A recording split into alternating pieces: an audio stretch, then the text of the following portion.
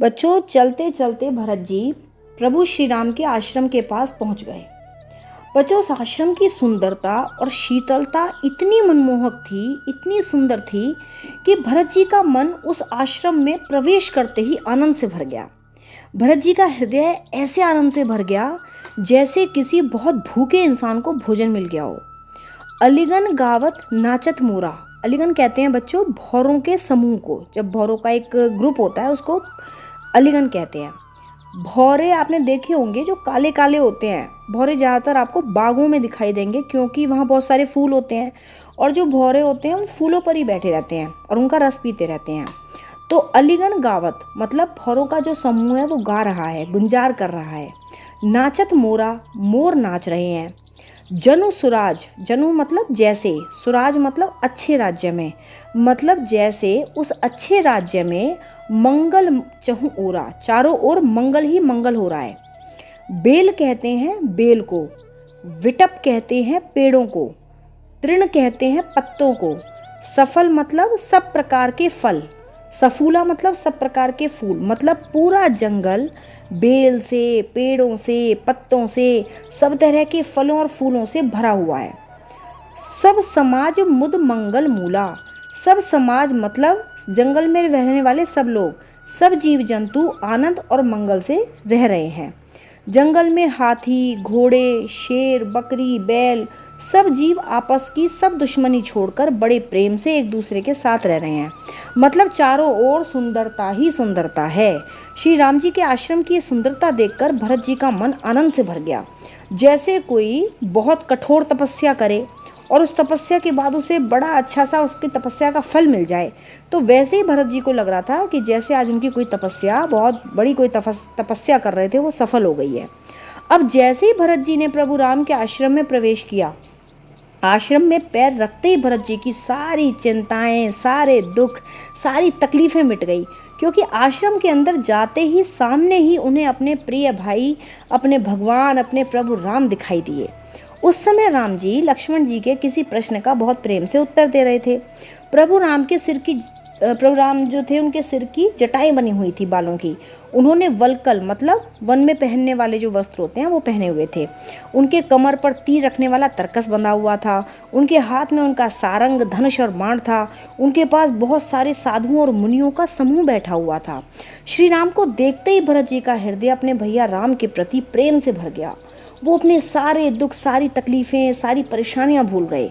भरत जी ने बहुत समय बाद अपने प्यारे भाई राम को देखा था, इसलिए जैसे ही भरत जी ने प्रभु राम को देखा, भरत जी प्रभु राम के प्रेम में बहुत बुरी तरह रो पड़े। भरत जी अपने होश खो बैठे और जोर जोर से रोते हुए बस ये बोले, हे नाथ मेरी रक्षा कीजिए, हे प्रभु मेरी रक्षा कीजिए। ये कहकर वो बहुत जोर जोर से रोते हुए धरती पर गिर पड़े। प्रभु राम ने जैसे ही अपने भाई भरत की ऐसी हालत देखी, भगवान भी अपना धीरज खो बैठे और बहुत तेजी से अपने भाई की ओर दौड़े।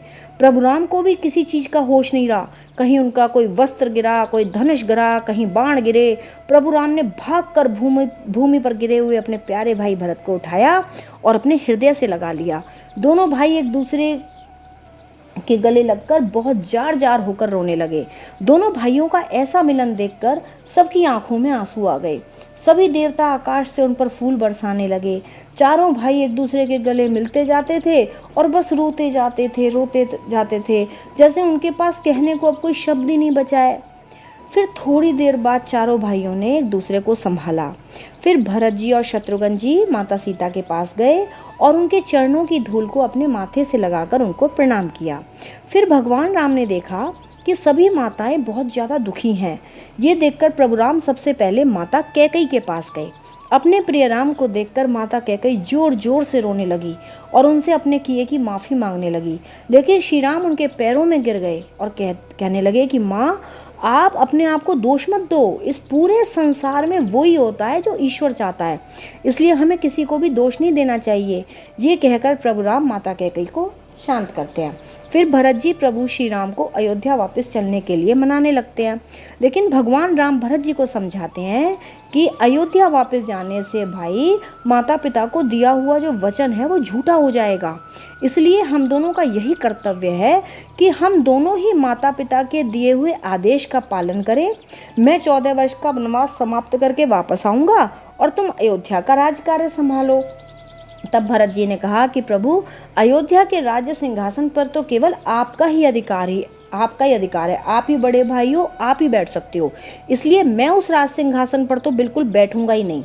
इसलिए आप मुझे अपनी खड़ाऊ दे दो ताकि मैं आपकी खड़ाऊ को राजगद्दी पर रखकर उसके निर्देशानुसार राज कार्य संभाल सकूं। भरत जी का इतना प्रेम देखकर प्रभु राम ने भरत जी को अपनी चरण पादुकाएं दे दी, जिन्हें 14 वर्ष तक राजगद्दी पर रखकर भरत जी ने अयोध्या का कार्यभार संभाला। तो बच्चों, जो हमारा भाई होता है ना, वो हमारी सबसे बड़ी ताकत होता है। जब दो भाई एक साथ प्रेम से रहते हैं तो उनकी शक्ति दो लोगों के बराबर नहीं होती, बल्कि 1 और 1 11 हो जाते हैं वो लोग। जब दो भाई मिलकर प्रेम से रहते हैं तो कोई उन्हें डरा नहीं सकता, कोई उन्हें हरा नहीं सकता। वो बहुत मजबूत हो जाते हैं, कोई उनकी तरक्की को रोक नहीं सकता। ऐसे घर में हमेशा सुख, संपत्ति, खुशियाँ, शांति, प्रेम सब अपने आप आकर बस जाते हैं। माँ लक्ष्मी तो ऐसे घरों को ढूंढती रहती हैं जहाँ भाई भाई प्रेम से रहते हों, जहाँ भाई भाई एक दूसरे से कोई बात ना छिपाते हो।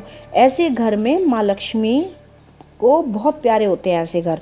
एक बार जब माँ ऐसे घर में प्रवेश कर जाती है ना, तो फिर उस घर को वो कभी छोड़कर नहीं जाती। वो एक भजन है ना, कहते हैं, चाहे भैया कितना बैरी हो, उससे भेद छिपाना ना चाहिए।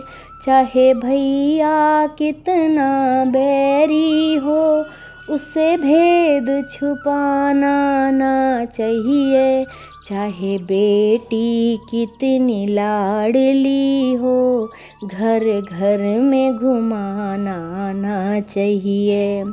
तो इसलिए बच्चों, हमें भी प्रभु राम, लक्ष्मण, भरत और शत्रुघ्न जी की तरह ही हमेशा अपने भाइयों के साथ प्रेम से और शांति से रहना चाहिए। जय सिया राम, जय जय सिया राम। जय रघुनंदन जय घनश्याम। जानकी वल्लभ सीताराम। जब बोलो तब राम ही राम।